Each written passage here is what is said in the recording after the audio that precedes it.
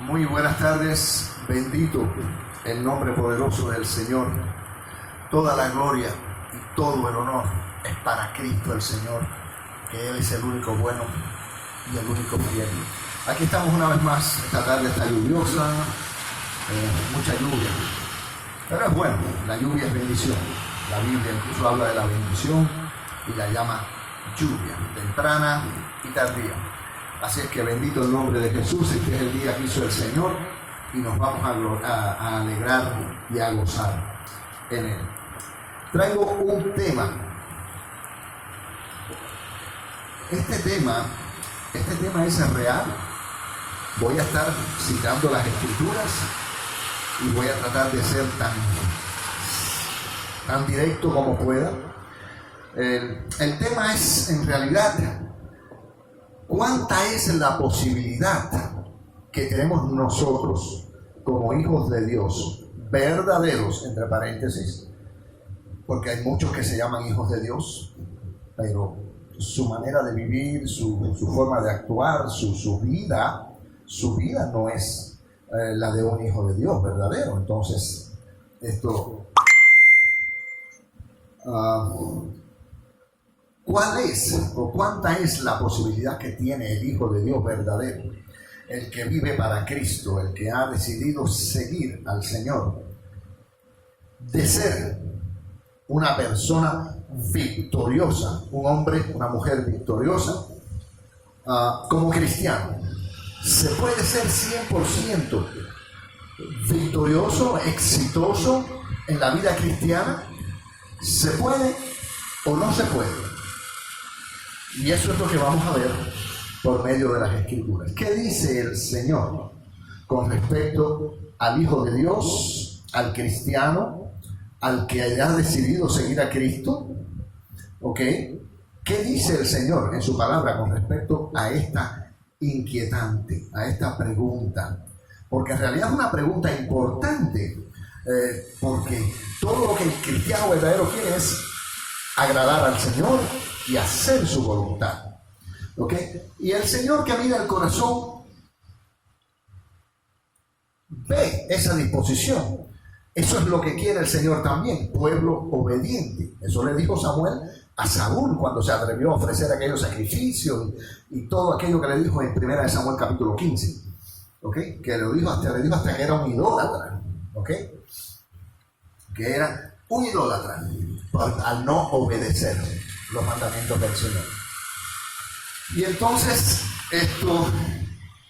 hoy vamos a ver qué nos dice las Escrituras respecto a nosotros. ¿Cuál es la posibilidad? ¿Cuánta es la posibilidad que tenemos de ser exitosos en lo que emprendamos, en lo que el Señor quiere que hagamos? Porque nosotros somos considerados y vamos a ser considerados por Dios y por el resto de la humanidad cristianos exitosos una vez que se sepa que estamos y se pueda probar que estamos cumpliendo a cabalidad con lo que manda el Señor en su palabra, con lo que el Señor ordena.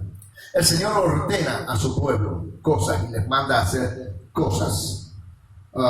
Yo soy de la opinión de que si yo no puedo hacer lo que Dios está exigiendo, pues yo soy de los que piensa que lo primero que voy a hacer es, en cuanto yo lo vea, preguntarle por qué me mandó a hacer algo que yo no podía hacer. ¿Cómo se entiende eso? Si yo, simple humano pecador, no puedo dar a cabalidad con una respuesta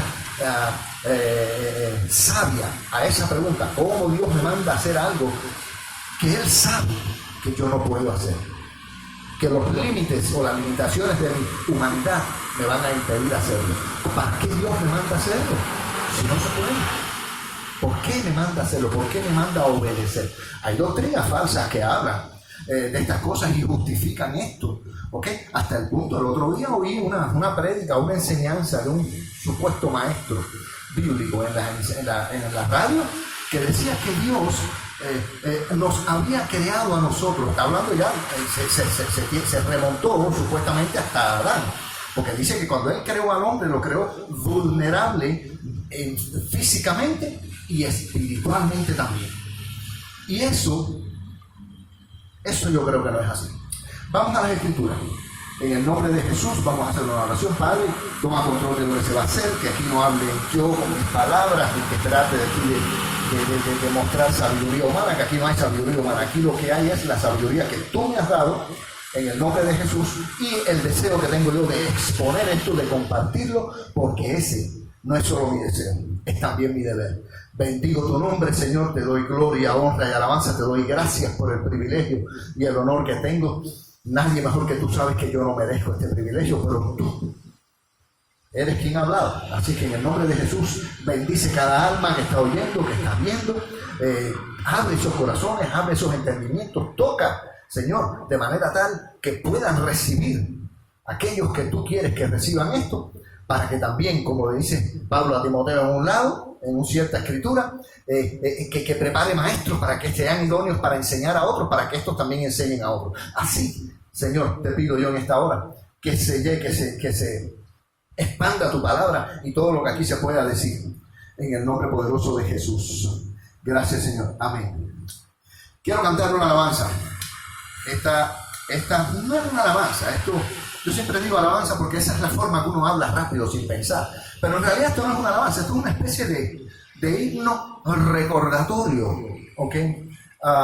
Para aquellos que, llamándose cristianos, andan en cierto tipo de comportamientos ya de forma costumbrista y aún siguen convencidos de que ellos se van con el Señor cuando el Señor aparezca en las nubes a llevarse a su iglesia, una iglesia santa, pura, sin mancha y sin contaminación.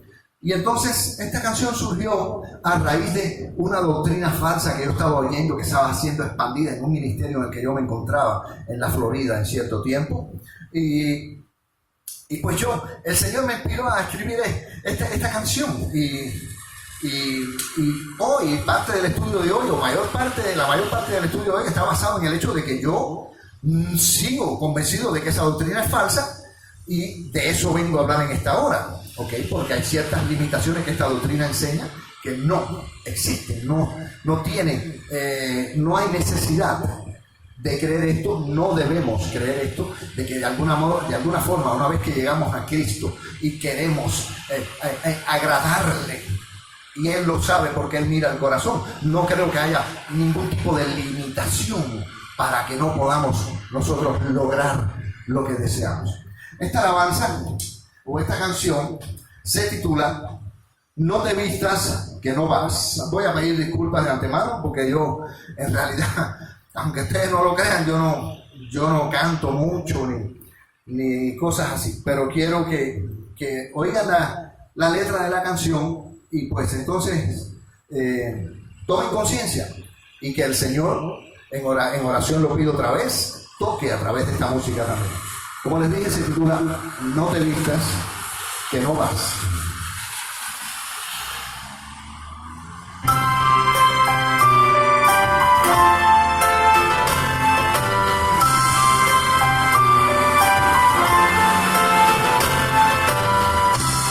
Porque vives engañado, si el Espíritu te dice que todo lo que has leído es la pura realidad.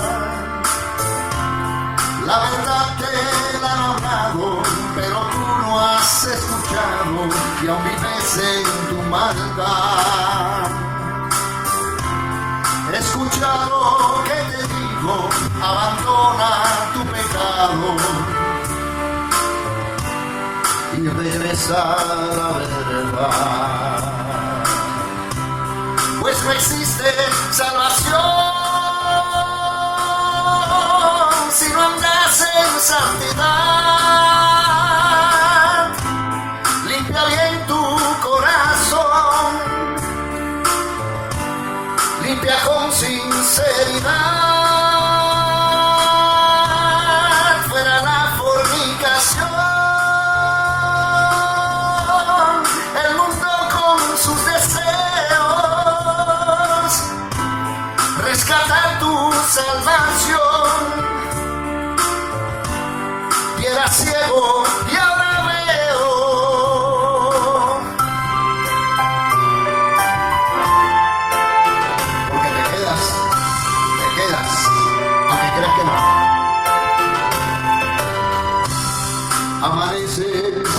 día,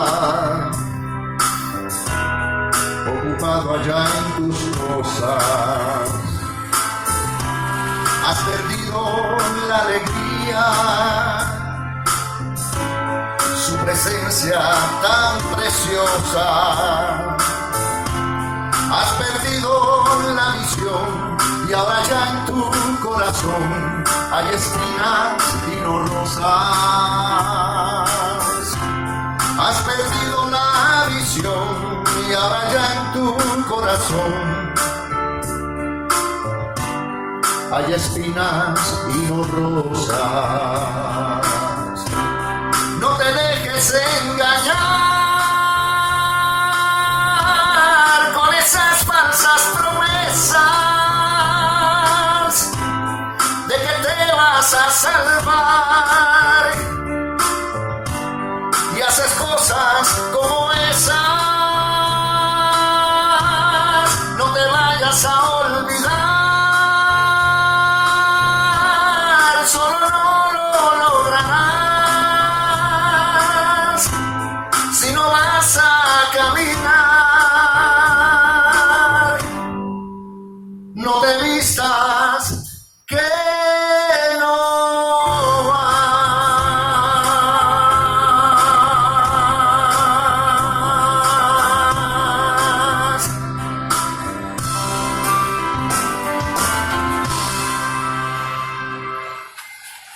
Gloria a Dios. Bendito el nombre poderoso del Señor. Pues así es. Así es. No hay forma de que podamos irnos si no estamos haciendo lo que el Señor nos mandó a hacer. ¿De qué forma usted hace congruencia con una vida apartada de lo que ya se sabe? Porque tiene usted que saberlo. Si usted es hijo de Dios, usted tiene que saber cuál es su deber. ¿Qué hace usted con la esperanza de irse al cielo? Se anda viviendo una vida apartada de lo que se le dijo que tenía que estar haciendo y en lo que tenía y debía estar involucrado para poder tener esa esperanza firme siempre. O sea que el título de la canción, No te vistas que no vas, está bien puesto si usted se llama a sí mismo cristiano, pero no anda haciendo lo que Cristo dice. Que dijo el Señor en Juan, creo que es Juan 14 o Juan 15. Hay una parte donde él dice, ¿por qué me amáis, Señor, Señor? No, ese es Mateo. Y no hacéis lo que yo os digo, lo que yo os mando. Y en Juan 15 él dice, si me amáis, guardad mis mandamientos. El que me ama, ese es el que va a guardar mis mandamientos. Entonces, ¿qué quiere decir eso? ¿Qué quiere decir esas frases del Señor, esas palabras? Que el Señor va a medir el amor de aquellos que dicen amar a través de las cosas que hicieron, de las obras o de la obediencia que mostraron ante su palabra y ante su persona. En todo momento, viviendo una vida íntegra, cuando estás rodeado de los hermanos y cuando estás solo y en privacidad en tu casa. Y en tu vida puedes estar solo en cualquier lado. A lo mejor andas en el carro, manejando, y eres un desastre.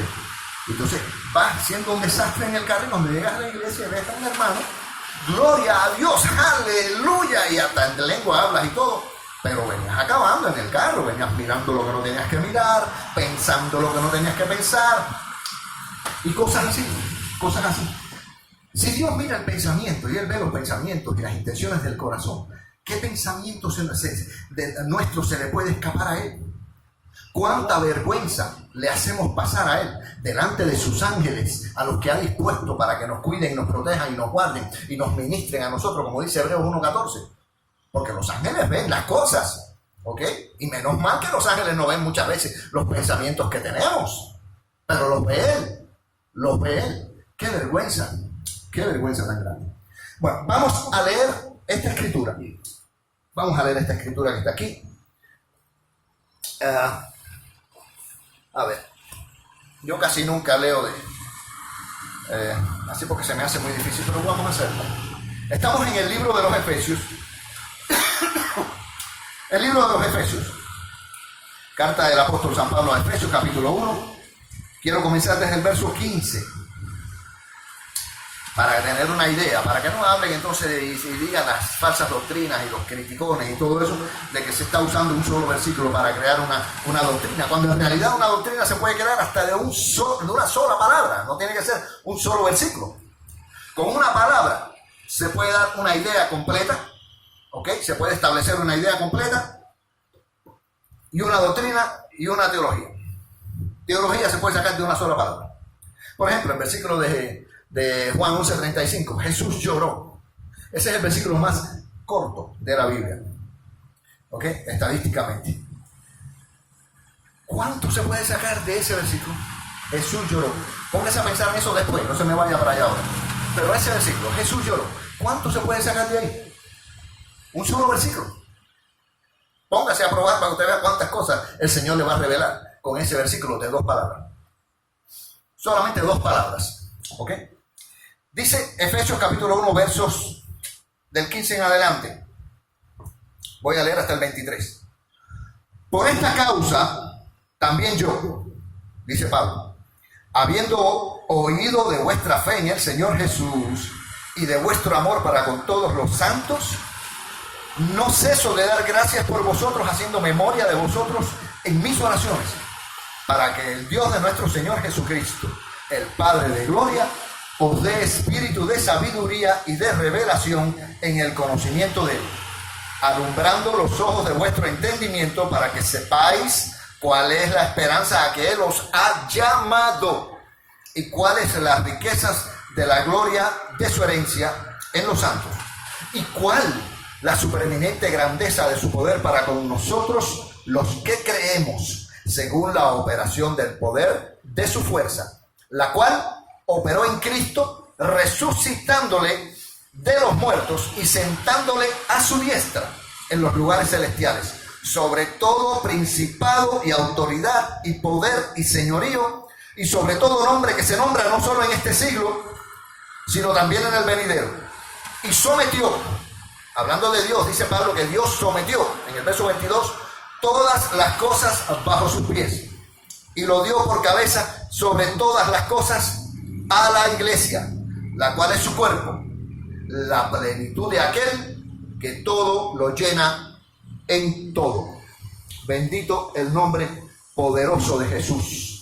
Bendito el nombre poderoso del Señor. El apóstol Pablo empieza aquí, o comenzamos a leer en el momento en que el apóstol Pablo le está diciendo a esta iglesia que él no cesa de orar desde el día en que él supo del amor que ellos tenían por todos los santos, que el amor que estaban demostrando, parece que económicamente, con donaciones, qué sé yo, en el espíritu, en oración, estaban demostrando, y estas cosas llegaron a oídos de Pablo, o él las experimentó personalmente en la iglesia de Éfeso, ¿ok?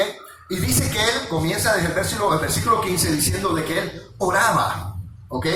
Para que el pueblo fuera lleno del conocimiento de Dios, para que el Señor le diera espíritu de revelación con respecto a su palabra, con respecto a la esperanza a que Dios nos ha llamado. Él quiere, el apóstol Pablo da aquí a entender que Dios quiere que nosotros, que lo más importante es que nosotros tengamos conocimiento de Él, que cada día le conozcamos más y más. Y esto demanda un estudio serio, constante, abundante, como dice Colosenses 3:16, que debemos tener abundancia de la palabra de Cristo en nosotros. Entonces, para poder conocer a Dios, es su palabra, la Biblia es la que nos da a nosotros el conocimiento que necesitamos para ser cristianos efectivos, ¿ok? Dice aquí, entre otras cosas, porque voy a ir generalizando, hasta el verso 23 donde leí, dice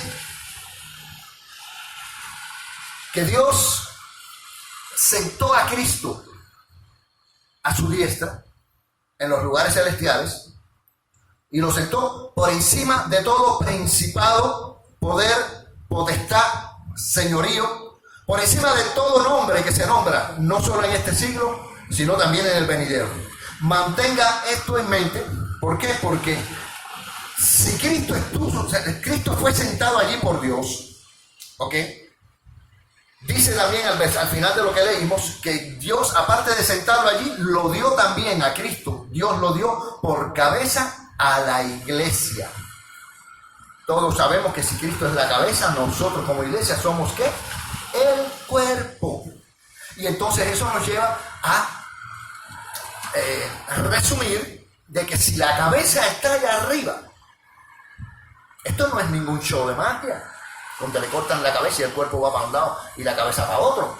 Si la cabeza nuestra, que es Cristo, la cabeza de la iglesia, es Cristo, si la cabeza está sentada a la derecha de Dios, entonces el cuerpo tiene que estar allí también. ¿Ok? Nosotros estamos en la tierra y aquí está el ministerio nuestro y aquí vamos llevando nuestra vida ocupados en hacer las cosas que Dios nos ha mandado hasta que llegue el día en que Él nos venga a buscar y ya estemos físicamente allá arriba, de manera literal. ¿Ok? Pero mientras tanto, como esto es por fe, porque el justo vivirá por la fe y solo el que viva por la fe será salvo, pues entonces por la fe entendemos de que si Cristo, como dice el Señor allí, y repito, está allí sentado y Dios lo dio por cabeza sobre todas las cosas a la iglesia, nosotros somos el cuerpo, somos la iglesia. Nosotros, cuando digo nosotros, me estoy refiriendo a los cristianos que andamos militando, no los que se llaman cristianos y se llenan la boca y hasta gritan aleluya y lloran y sueltan lágrimas y todo, pero no lo son, andan viviendo doble, triple vida. Esos no.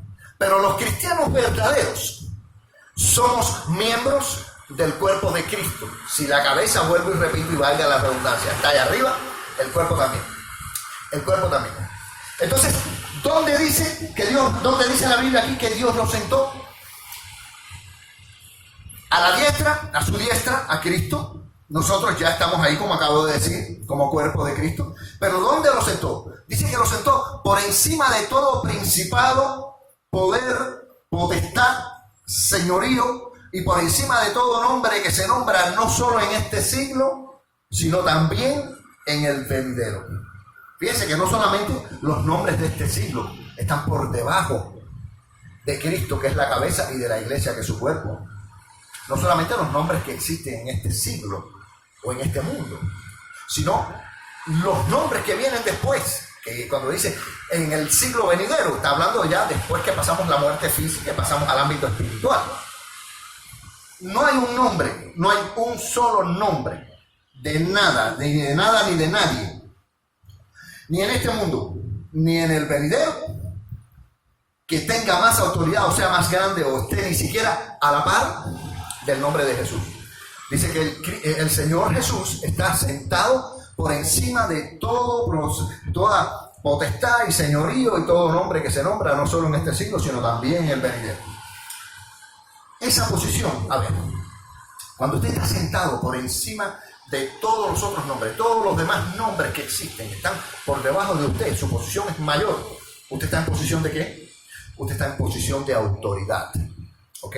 Usted tiene autoridad. Fíjense bien que ya hablamos de la posición de la iglesia como cuerpo de Cristo allá arriba. Si que la cabeza está allá arriba, el cuerpo también está. Y el cuerpo está por encima de todos los nombres, eso también.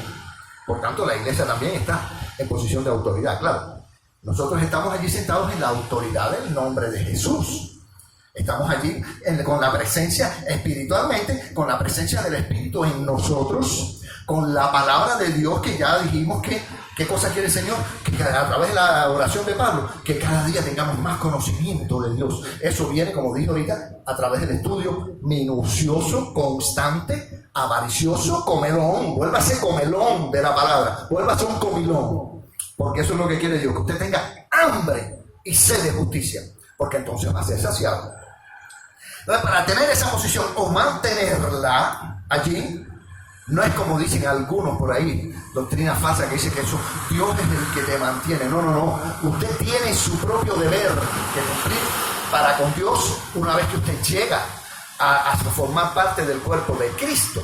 Porque a usted se le hace esta provisión, se le da esta provisión del Espíritu de Dios, de la palabra de Dios, del poder del nombre de Jesús. Y usted tiene también de usted, heredado de Adán, como primero de la raza, el libre albedrío. Nadie le engañe. El libre albedrío es que usted puede elegir hacer lo que a usted le dé su gana respecto a cualquier circunstancia a la hora que usted quiera. Y Dios lo va a respetar. No se deje engañar con nada más. Que hay mucha gente por ahí que anda hablando con palabritas que lo que quieren es gente que vengan a sus iglesias y le den el dinero y le den todo, ¿ok? Y los ablandan y le dicen que ellos de esta manera, como humanos pobrecitos, no pueden. Vengan para acá que Dios me está haciendo todo. Tú eres una especie de títere, ven para acá. El Señor te va a llevar, tú te puedes alejar, pero el Señor te va a traer.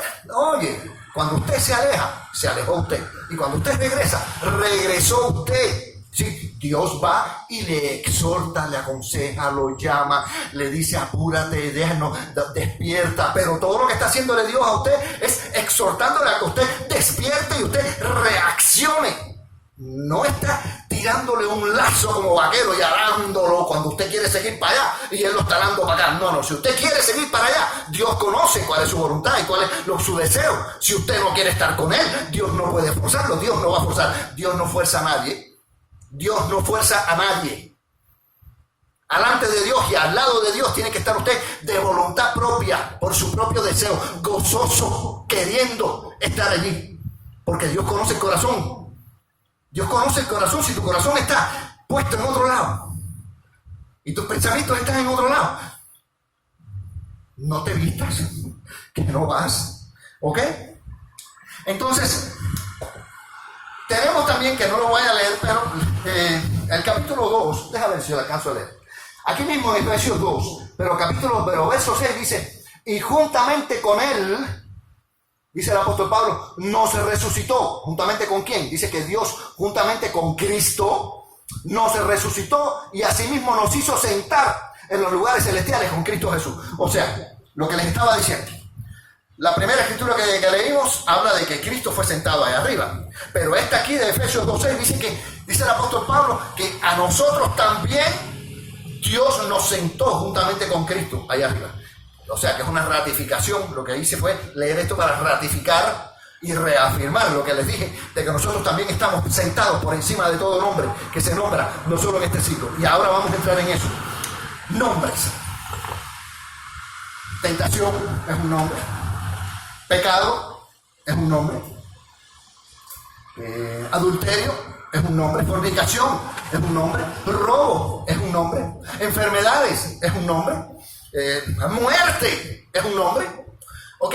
Todos estos nombres son cosas que, ¿qué cosas son? Cosas que son enemigos naturales del Hijo de Dios. ¿Ok? Cosas todas que van a actuar en contra de la vida del verdadero Hijo de Dios. Volvemos a repetir eso, muy importante. Hay hijos de Dios y hay quienes se hacen y pretenden ser hijos de Dios, pero no lo son.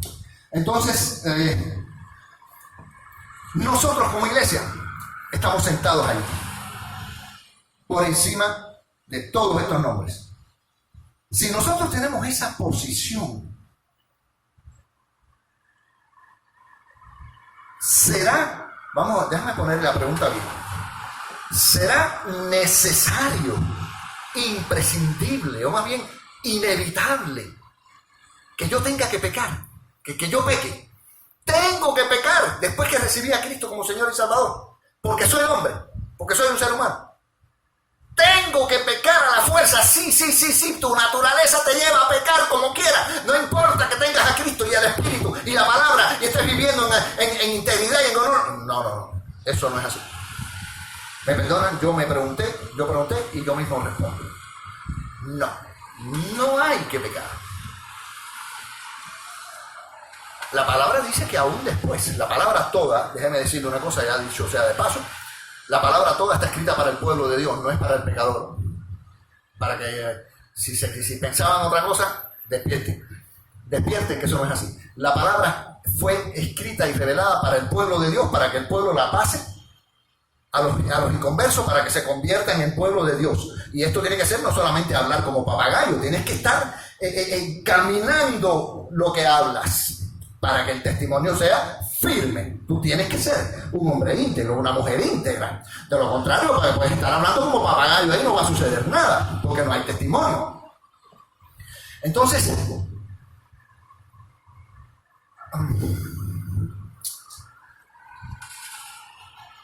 se ha dado solución. Se da a entender en las Escrituras de que es posible que el hombre de Dios peque. Es posible que peque, que se deslice, que caiga. Eso no está fuera de la posibilidad. Pero fíjese que es posible, no necesario, ni imprescindible, ni inevitable. De que tiene que ser, que sí, que tarde o temprano tengo que vivir esperando porque en cualquier momento... No, eso no es así. Eso no es así. Porque si usted dice eso y se enseña eso y se dice a usted mismo eso y enseña eso a otros, usted está engañando a la gente y se está engañando a usted. Porque usted sabe muy bien que si lo ha entendido, la palabra de Dios dice que una vez que usted nace de nuevo, que nosotros nacemos de nuevo, el Espíritu Santo viene a vivir a nosotros. ¿Usted cree que si usted quiere agradar a Dios con el Espíritu Santo dentro de usted no va a poder hacerlo? No va a poder lograrlo. ¿Qué cree usted? Cuando el Espíritu Santo vea que en su corazón no hay más nada que el deseo firme de agradarle a Dios, ¿usted cree que usted no pueda lograrlo? Con el Espíritu dentro de usted, que viene nada más que a guiarnos a toda verdad y a llevarnos por donde nosotros debemos ir. Si nosotros queremos ir por donde Él desea guiarnos, ¿será imposible? No es imposible. ¿Me perdonan? Pero uno puede ser un cristiano verdadero y uno puede ser una persona obediente. ¿Por qué? Porque vuelvo y repito la pregunta: ¿cómo Dios me va a mandar a mí a hacer algo y a obedecerle en ciertas cosas si Él sabe que yo no voy a poder, que mi naturaleza no me lo va a permitir? ¿Para qué me ordenó eso? ¿Para qué me ordena que vaya a hacer cualquier cosa si yo no la puedo hacer? Nunca voy a poder. Entonces, sí se puede. Sí se puede. Muy aparte del Espíritu Santo, tenemos supuestos a tener la palabra de Dios en nosotros en abundancia. Mientras más palabra de Dios nosotros tenemos y conocemos y más aplicamos, menos posibilidad hay de caídas. Menos posibilidad hay de caída. Para el que cae, hay escrituras como por ejemplo Primera de Juan capítulo 1 verso 9 y Primera de Juan capítulo 2 verso 1, donde estrictamente se le da esperanza al Hijo de Dios que pueda haber pecado y desobedecido, de que venga arrepentido, confiese su pecado y se aparte y va a alcanzar misericordia, como dice también los proverbios. ¿Ok? Pero se da esto y se dan estas escrituras y se da esta esperanza de ser perdonado, porque se sabe que la naturaleza del hombre, el hombre a pesar de haber nacido de nuevo, su naturaleza de pecado sigue con él. Y por eso es que son las tentaciones que llegan, y por eso el enemigo usa las tentaciones y las pruebas y las cosas para hacernos caer, porque el enemigo sabe que esta naturaleza está en nosotros. Pero por el hecho de que la naturaleza de pecado esté en nosotros, no quiere decir que necesariamente nosotros tengamos que sentarnos como cristianos a esperar porque en cualquier momento caemos. No, eso no es así. Eso no es así. Entonces, la palabra también nos dice otra cosa. Romanos 6:14 nos dice que a los cristianos, a los nacidos de nuevo, que están caminando recto y en santidad y en honor, nos dice que el pecado no se va a enseñorear de nosotros porque no estamos bajo la ley, sino bajo la gracia de Cristo. O sea que estando, no que tú dices que estando de verdad en Cristo, el pecado no tiene forma de enseñorearse, o sea, de tomar control de nuestra vida y hacernos pecar y hacernos caer. No. Y cuando como cristianos pecamos y desobedecemos, lo hacemos a voluntad propia. Nosotros decidimos pecar y desobedecer. Nosotros lo decidimos. ¿Ok? Somos completamente culpables y responsables. Somos responsables 100% cuando caemos en pecado. Nosotros decidimos, cada vez que pequemos, decidimos ceder a la tentación. Porque tenemos el poder, la autoridad del nombre de Jesús, el poder en el nombre de Jesús, la presencia del Espíritu para apoyarnos, los ángeles que han sido puestos alrededor nuestro para ministrarnos en nuestras necesidades. ¿Ok? Y tenemos nuestra voluntad, nuestro libre albedrío para poder decirle a la tentación cuando llegue, decirle, no, te reprendo en el nombre de Jesús y no vas a entrar. Pero muchas veces pecamos de cara dura, que somos, de descarado, pecamos, dejamos que entre la tentación, le abrimos, como se dice, puerta al enemigo. ¿Ok? Le abrimos puerta al enemigo. ¿De qué manera? ¿Qué estaba pensando Dios? Si yo siempre voy a ser una persona que no voy a poder cumplir con Él y con lo que Él ha establecido, ¿por qué entonces existe Mateo 5:48? Donde el mismo Señor Jesucristo dice al final, ese es el último versículo del capítulo 5 de Mateo, que dice, sed pues vosotros perfectos como vuestro Padre que está en los cielos es perfecto. Esta perfección es la de mantenernos en integridad, poder hacerlo. Si Cristo está mandando a hacer esto, es porque se puede.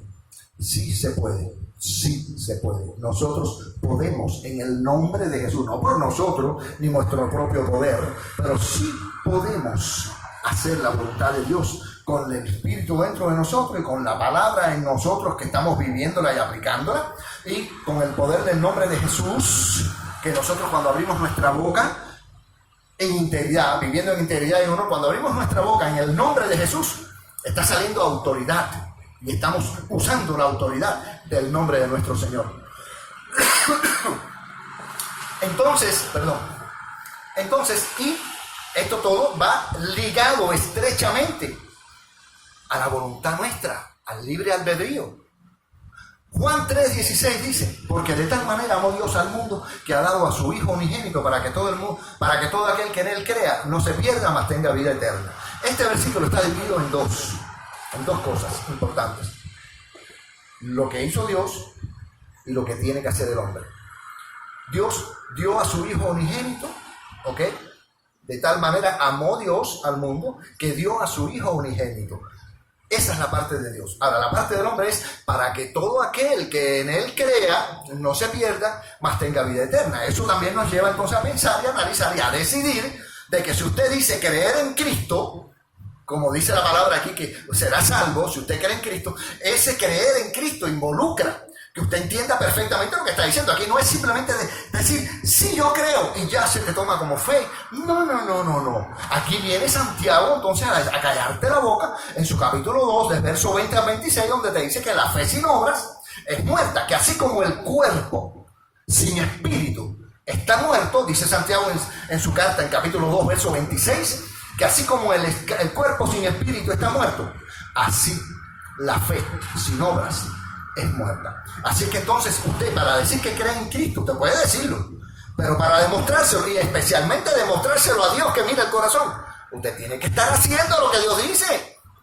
¿Ok? ¿Y usted cómo va a hacer lo que Dios dice? Tiene que haber sido una persona y estar siendo una persona involucrada en la palabra, sabiendo bien, involucrado, estudiando, meditando en la palabra y aplicándola y buscando. Cada vez que tenga oportunidad de hablarle a alguien, le habla del Evangelio, porque nuestro trabajo y nuestra labor como cristianos es salvar a cuantos podamos en este mundo y traerlos a la luz para que conozcan y vean que han andado en tinieblas y que andan en tinieblas, que vengan a la luz. Ese es nuestro trabajo. Aquí nuestro trabajo no es predicar bonito, ni hablar bonito, ni cantar bonito, aquí ese no es el trabajo de nadie. El que se crea eso está equivocado. El trabajo aquí es hablarle y decirle a la gente la verdad. ¿Ok? Otra escritura, les voy a dar otra escritura donde se dice claramente, déjame buscarla. Otra escritura, vayan conmigo al Salmo capítulo 7, el Salmo 7. Salmo capítulo 7. No es 7, el Salmo 15. El Salmo 15 dice: Jehová, esta escritura la vamos a leer para que se vea que es posible, a través de un comportamiento como a Dios le agrada, a través de una obediencia a la palabra de Dios, es posible mantenerse firme. No tiene que tener en su corazón el temor de que en cualquier momento va a caer. No, eso no tiene que tener. Usted no tiene que vivir con ese temor. Capítulo 15 de Salmos. Dice: Jehová, ¿quién habitará en tu tabernáculo? ¿Quién morará en tu monte santo? Estas son dos preguntas. ¿Quién habitará en tu tabernáculo? ¿Quién morará en tu monte santo? Oye, para pararse allí, no puede ser cualquiera, pero no es imposible. Fíjese que no es imposible, porque se hacen dos preguntas. ¿Quién habitará en tu tabernáculo? ¿Quién morará en tu monte santo? ¿Okay? Y ahora viene la respuesta a las preguntas. El verso 2, en el capítulo 15 de Salmo: el que anda en integridad y hace justicia. Fíjese, ese es el que va a habitar ahí. El que anda en integridad y hace justicia. ¿Qué está diciendo? ¿Qué está dando a entender la gramática aquí? Y las palabras estas. Que es posible andar en integridad y hacer justicia. Porque aquí se le pregunta a Dios: ¿quién habitará en tu monte santo? Y él dice: el que anda en integridad y hace justicia. Y habla verdad en su corazón. Fíjense que la verdad hay que hablarla en el corazón, porque con Dios les estoy diciendo, Dios mira el corazón. Eso fue lo que le dijo a Samuel cuando fue a ungir a David, a la casa de Jesse, el padre de David, donde estaban el montón de hermanos. Que Samuel, siendo profeta del Señor y criado a los pies del Señor en los templos, en el templo, en el altar, Samuel vio al primogénito, que el hermano mayor de David pensó que ese era el ungido que Dios había escogido para rey. Y era Samuel. Y entonces Dios le dijo a Samuel que no, que Dios miraba el corazón, que los hombres miraban lo de afuera, pero que Él miraba el corazón, y que esa no era. ¿Ok? Dice entonces aquí por eso, el verso 2, y habla, el que habla verdad en su corazón, dice el 3, el que no calumnia con su lengua, ni hace mal a su prójimo, ni admite reproche alguno contra su vecino, aquel a cuyos ojos el vil es menospreciado, pero honra a los que temen a Jehová, el que aún jurando en daño suyo, no por eso cambia, quien su dinero no dio a usura, ni contra el inocente admitió cohecho. El que hace estas cosas, dice el verso 5 al final, el que hace estas cosas no resbalará jamás. ¿Ok? El que hace estas cosas. ¿Qué está diciendo la Escritura aquí? Que tenemos la necesidad de, si no queremos resbalar jamás, tenemos la necesidad de mantenernos actuando, viviendo y haciendo estas cosas, porque eso es lo que dice ahí la Escritura. El que hace estas cosas, dice aquí el verso 5 al final, no resbalará jamás. ¿Qué está diciendo Dios? Que el hombre no tiene que caer, el hombre no tiene que andar caído, ni de vez en cuando pecar, y que se le saque una mundanalidad y se aparte y se vaya. No, si se aparta y se va, eso mismo es lo que está pasando. Él se apartó, él se fue. ¿Ok? No es que Dios lo soltó y por tanto se fue solo. Y no, Dios no te va a soltar mientras tú no quieras que Él te suelte. Ahora, en cuanto a Él, con su Espíritu Santo en ti, ¿tú crees que Él no se va a dar cuenta de que tú estás siendo tentado y que quieres hacer aquello? No, Dios no te lo va a prohibir, ni te lo va a evitar. No, ese cuento no te lo creas. Cuando Él vea que tú ya no te sientes muy satisfecho completamente con la voluntad de Dios y con continuar en el camino de la santidad y quieres tirar una canita al aire, te puedes ir a tirar la canita al aire, que nadie te va a evitar eso, nadie te va a parar. Nadie te va a parar, y se los digo por experiencia propia. Yo me he ido a tirar canitas al aire, ¿ok? Yo me fui en cierto tiempo a tirar canitas al aire. Así que por esa experiencia, yo sé lo que les estoy hablando. A mí Dios no me detuvo. No, trató. Me envió a aquel, me envió al hermano, me envió uno que Dios te bendiga, y me enviaba por todos lados llamándome, pero era llamándome. Cuando usted llama a alguien, esa persona tiene que contestar, ya sea por teléfono o lo llama de una esquina a la otra. Esa persona tiene que contestar.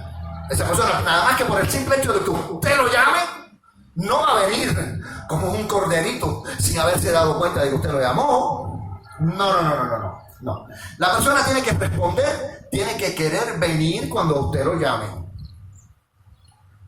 Cuando usted lo llame, igual pasa con Dios. Dios te llama, pero él sabe que nosotros tenemos en nosotros la capacidad de responderle positivamente o negativamente.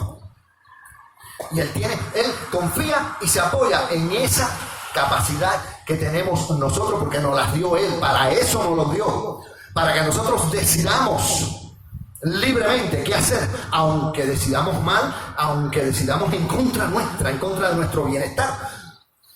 Pues ahí es donde se cumple lo que dice: todo lo que el hombre sembrare, eso segará. ¿Ok? Todo lo que el hombre siembre, eso segará. Esa escritura da a entender que hay libertad en el hombre para que decida. Que decidió mal, bueno, pues mal va a recibir. Que decidió bien, pues bien va a recibir. ¿Ok? Otra escritura, se las voy a leer. Otra escritura que dice que desmiente esa falsa doctrina de que nosotros fuimos creados débiles y vulnerables espiritual y físicamente. Por tanto, no podemos de ninguna manera descansar y apoyar nuestra salvación en parte con nuestro propio esfuerzo. No, eso es falso. Eso es falso, se lo voy a decir ahora. Vamos a leer primero la escritura. Segunda de Pedro, capítulo 1. ¿Ok? A ver. Segunda de Pedro, capítulo 1.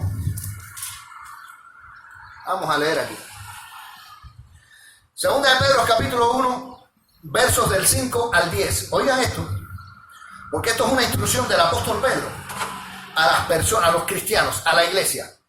La iglesia que desea irse con el Señor, que desea serle fiel siempre, de manera constante, en todo momento al Señor. A esa iglesia él le escribe esto. A la iglesia militante, la que no anda haciéndose que es cristiana, sino que es cristiana de verdad. Dice él aquí, capítulo 1 de segunda de Pedro, versos del 5 al 10. Vosotros también, poniendo toda diligencia, esto no es de que hacerte y dormir la tarde, bueno, salgo más tarde, no. Dice aquí, vosotros también, poniendo toda diligencia por esto mismo, ¿ok? Añadir a vuestra fe virtud, o sea, no es solo fe, tienes que añadir virtud a la fe, y a la virtud le tienes que añadir conocimiento, ¿ok? Al conocimiento dice que tienes que añadirle dominio propio. Al dominio propio, paciencia. A la paciencia, piedad. A la piedad, afecto fraternal. Y al afecto fraternal, dice aquí, hay que añadirle amor. Y después dice el apóstol Pablo de Pedro y explica: porque si estas cosas están en vosotros, esto es el verso 8, porque si estas cosas están en vosotros y abundan, no solamente que estén, sino que abunden, ¿ok? No os dejarán estar ociosos ni sin fruto. ¿En cuanto a qué? Lo mismo que decía el apóstol Pablo allá en Efesios capítulo 1.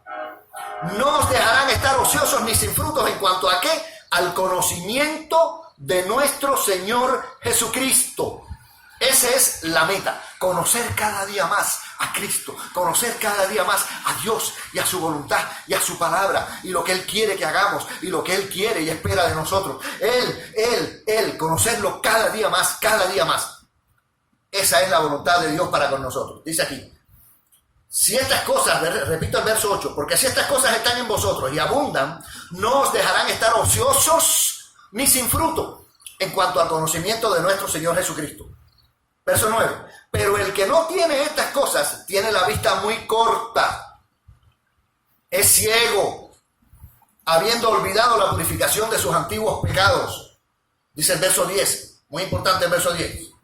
Por lo cual, hermanos, tanto más procurad hacer firme vuestra vocación y elección. Esto es un pedido al hombre.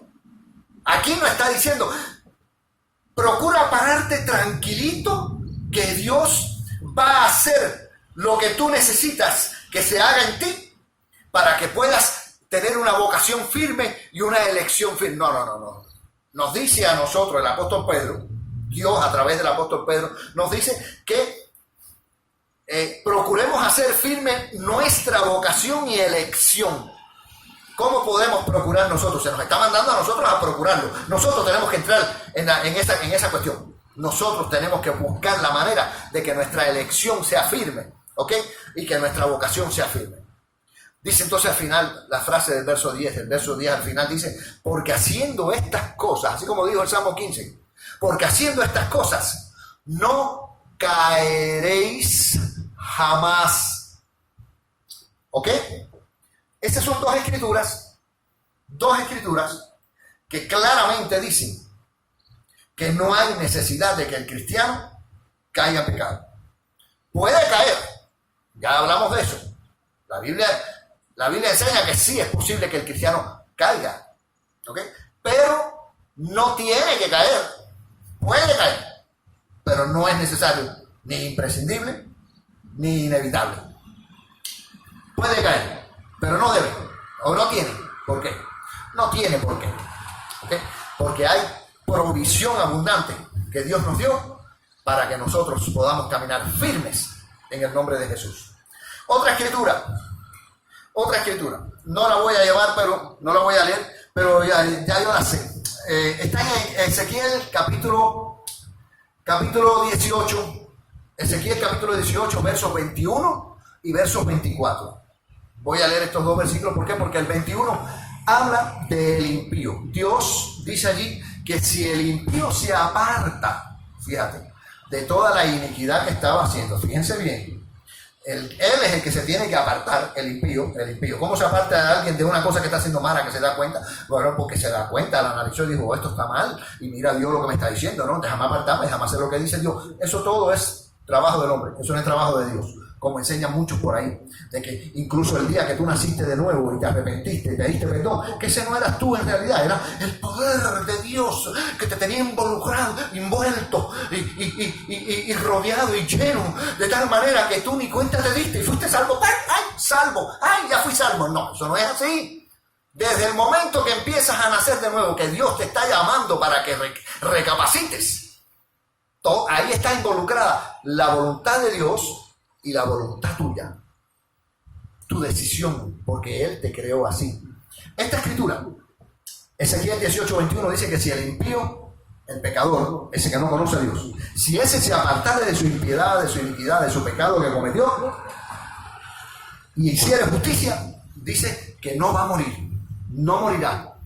Dice Dios, no morirá. Quiere decir que mientras estaba en pecado, estaba muerto. ¿Okay? Pero como ya decidió dejar el pecado, abandonarlo, no va a morir más, ya no muere, va a vivir. Dios le va a dar vida. ¿Quién es el que es la vida? Dios es la vida. Si tú por tu pecado estás separado de Dios, estás muerto. Entonces este impío del capítulo 18, verso 21 de Ezequiel, cuando recapacita y comienza a hacer justicia y deja atrás su pecado y su impiedad, dice Dios que adquirió y recobró vida. ¿Okay? Pero el verso 24 habla del justo y dice exactamente lo contrario. Dice que si el justo, ¿quién lo llama justo? Dios lo llama justo. Que si el justo se apartare de su justicia que hizo y cometiere impiedad y pecado, dice que por el pecado que cometió y por su injusticia, por ello morirá. Dice que no, ninguna de las justicias que había hecho mientras era justo le servirán a la hora en que peque. Por el pecado que cometió, dice allí la palabra, por ello morirá. Y déjeme decirle para los que piensan, no, eso es el Viejo Testamento. La palabra de Dios dice en Malaquías 3:6, creo que es Malaquías 3:6, que la palabra permanece para siempre, que Dios no cambia, Dios es el mismo. Salmo 119:89 dice que la palabra de Dios permanece para eternamente en los cielos. Así que lo que se dijo en Ezequiel vale ahora mismo aquí que lo estamos hablando. Entonces, ¿qué estábamos hablando? Ezequiel 18, el verso 24 dice que ninguna de las justicias que Dios, que el justo hizo, pudo haberse metido como cristiano 20 años, 30 años y pecó, y ninguna de esas cosas le van a servir de justificación para que Dios se haga el loco y pase por alto su pecado. No, hay que lidiar con ese pecado, hay que estar arrepentido, hay que pedir perdón para ser restaurado y hay que demostrárselo a Dios en el corazón. No te vayas a creer que eso es así, tan fácil, ni nada de eso. Entonces, el justo igual, el impío igual, mejor dicho. El impío dice que ninguna de las injusticias que hizo le serán tomadas en cuenta por la justicia que hizo cuando se arrepintió y reconoció su error y se enmendó su camino, que por esa justicia vivirá. Ninguna de las otras cosas malas que hizo le serán tomadas en cuenta para decirle, no, mira todo lo que hiciste, aquí tú no tienes lugar. No, eso no va a suceder. Tampoco con el justo va a suceder de que porque haya hecho todas las cosas que a fin de cuentas es deber, como dice el Señor Jesús en el Nuevo Testamento, que a fin de cuentas cuando hagamos y hayamos hecho todo lo que teníamos que hacer, no somos siervos inútiles, porque hicimos lo que teníamos que hacer. ¿Qué tanto estás buscando que te miren de manera especial? Es como los que no se quieren acercar a Dios, porque dicen, no, yo no soy ladrón, yo no soy asesino, yo no soy borracho, yo no soy nada, yo soy un buen padre, un buen amigo, un buen hermano. Dios tiene que tenerme de manera especial, a mí un cariño especial. ¿Pero por qué? ¿Pero por qué? Si tú estás haciendo, eso es un comportamiento normal. ¿Qué tiene eso de extraordinario? Porque estás haciendo lo que tienes que hacer. ¿Ok? Dale gracias a Dios que ha tenido misericordia contigo, que no has estado involucrado en ese tipo de vida del mundo. Entonces, vamos a terminar con una escritura que quiero... ¿cuál era la escritura? Se me ha olvidado, me ha salido de la mente ahora la escritura.